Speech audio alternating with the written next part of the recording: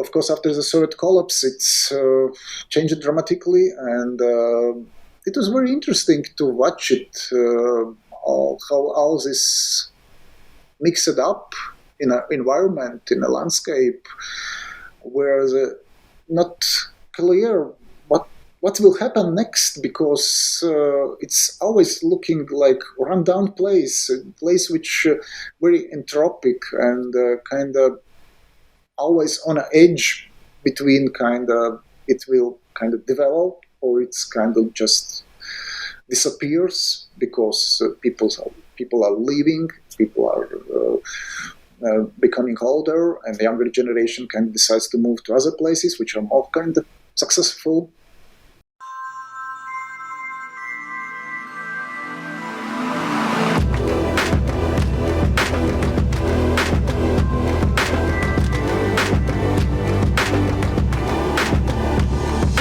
Let's go ahead and share your screen and we'll take a look. Okay, we'll try to explain some early images by me, and I decided to show this series, which actually is a real name is Living Space Daugavpils. Later I used LSD. It's actually first my try to somehow document the place where I live at, and the series actually started somehow up around 1998, 2000. That was kind of first images, and until the 2006. And what I really kind of see is as important that Daugavpils is a kind of second largest city in Latvia, and it's truly intercultural city, because there's always been kind of very strange proportion of different people coming and going and staying, all these changes and social turbulences in a past century drastically changed the kind of social environment of the city, because it was belonged as part of Russia, and later Latvia, and again Soviet Union, and again Latvia. So and it's all these changes related to migration and related to the people who kind of come for work, because it was a very industrial city, and it was not like kind of culture city. It was more like industrial city at Soviet times. And of course, after the Soviet collapse, it's changed dramatically, and it was very interesting to watch it, how all this mixed up in an environment, in a landscape, where not clear what will happen next, because it's always looking like run-down place, a place which very entropic and kind of always on an edge between kind of it will kind of develop or it's kind of just disappears, because people are leaving, people are becoming older, and the younger generation kind of decides to move to other places which are more kind of successful. And on another one thing is which is kind of important, because there is a huge Russian-speaking population, which actually visually change, I guess, nothing, but the perception of Daugavpils, like city, it's very stigmatized in Latvian society, because it's considered like a Russian city, and so it's kind of strange place, but actually very familiar for me, of course. And I tried to kind of illustrate or describe it, trying to photograph it. And it was still a time when you can photograph kids on the street and not worrying about privacy and private data. You can just approach them and to ask, okay, can I take a photo of you? We still was not part of European Union, and kind of all these rules, which are now kind of very sensitive to especially if you want to photograph kids, it's almost impossible without their parents. So, and that time it was kind of more free, and it was my kind of ideas that I wanted to try to illustrate that entropic and unstable environment where the people trying to somehow to construct it and to make convenient for living, but always somehow it's looked not very nice place or dangerous place. Yeah, it's kids playing. Well, it's not a kind of suitable place for play, but it was kind of used. And what is important for me, it kind of tried to use a color as well, some kind of poetic language, aspects of poetic language of photography to illustrate somehow past and to illustrate somehow the places which lost their meaning because of social or geopolitical changes. So, for example, like this one, it's kind of red bricks. Actually, it looks like part of red bricks and kind of wall, but it was a place where which use it for to honor best workers, to put some kind of sign on it, and when it was a kind of functional place for industrial kind of somehow purposes, which I don't know, but it was a place to where they honor good workers. And but if you don't know it, it's kind of just red bricks and then part of some kind of wall, but actually no. So I tried to use a color to illustrate not only kind of pictorial part of photography to making some kind of accents and to guiding the viewer to where to look and to get some kind of visual pleasure, which is of course a huge part of photography, but trying to use this kind of color accents or light accents to somehow give the viewer kind of that feelings that when you start to think about on what you're looking, that you see all that kind of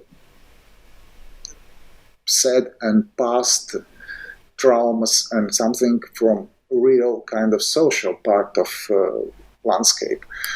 Like for example, this one, the blanket red, which looks quite nice, of course, but if you know the social time set design of blankets, it's kind of it shows not only the nice red something on a wire, but it tells about story about kind of poverty, because it's kind of most traditional and cheapest red blanket. Well, they was in a different colors, but it's so traditional. It was it was almost in every family, because it's kind of very very very very often kind of used design in this cheap Soviet time kind of products. So, and it's if you have it, so it means that you don't live good.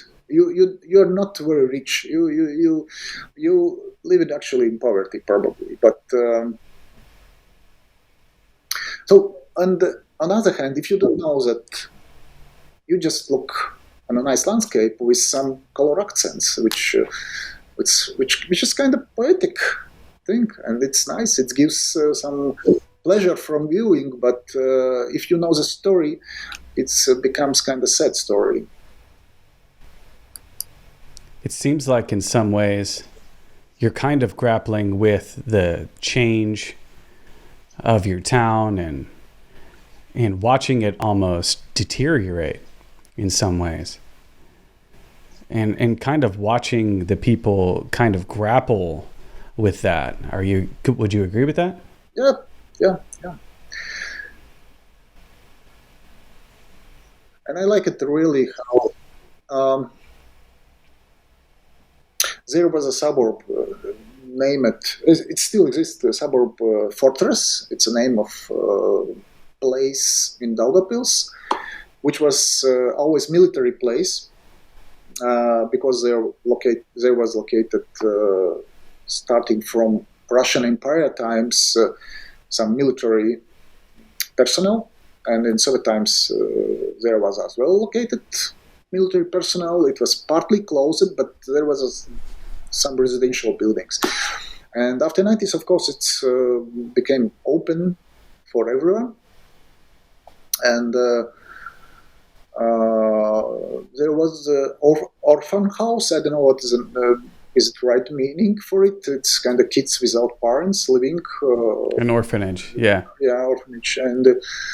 And they're just walking around. And, they was dressed like this. And, it's actually not.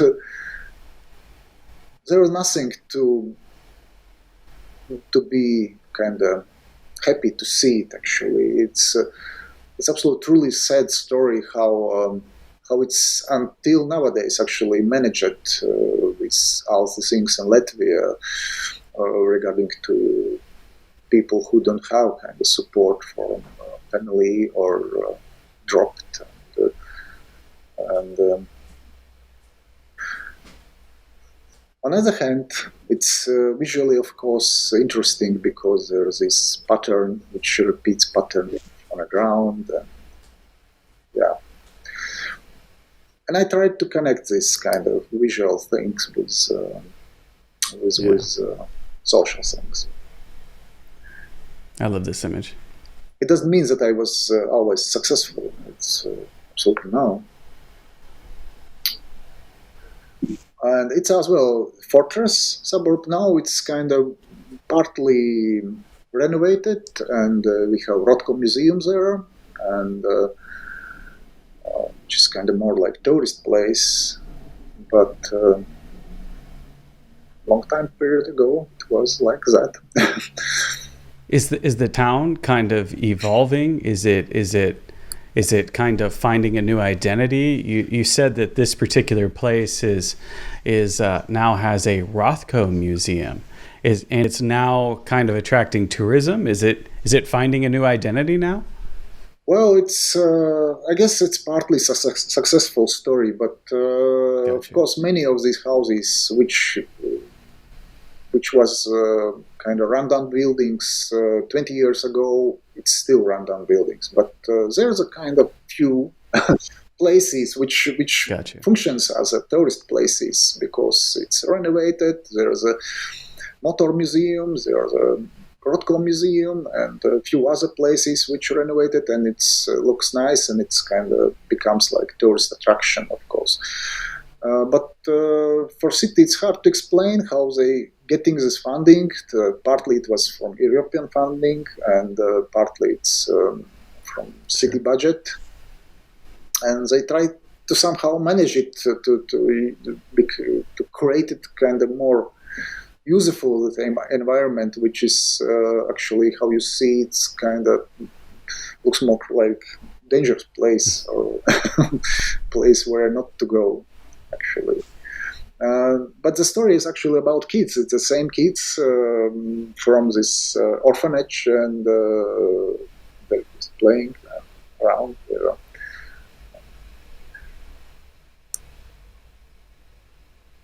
This Soviet time left designs.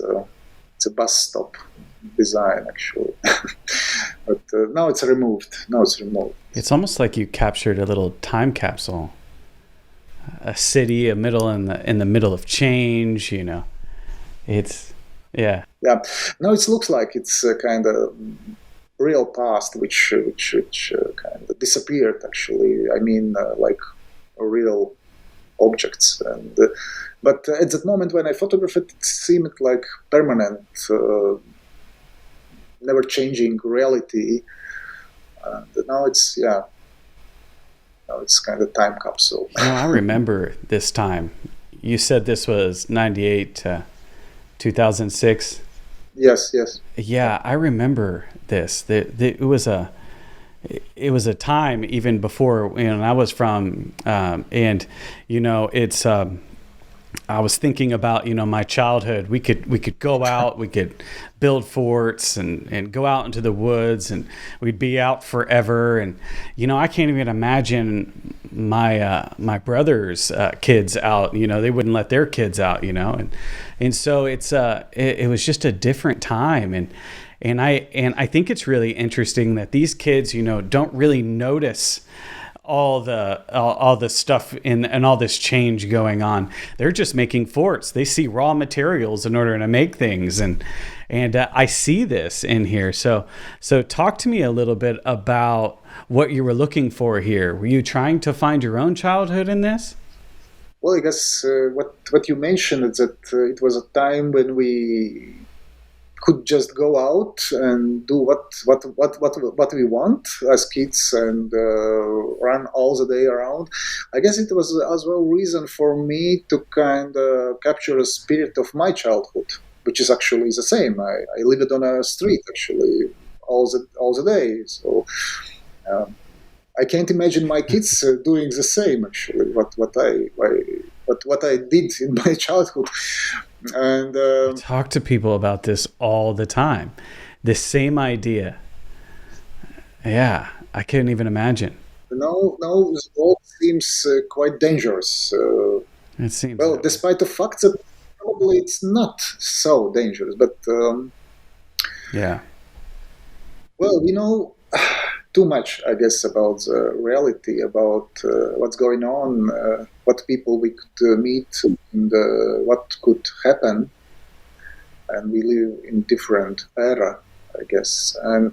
But yes, I guess it's the kids was a kind of key to that specific social and visual reality, because of course you could meet all the time them.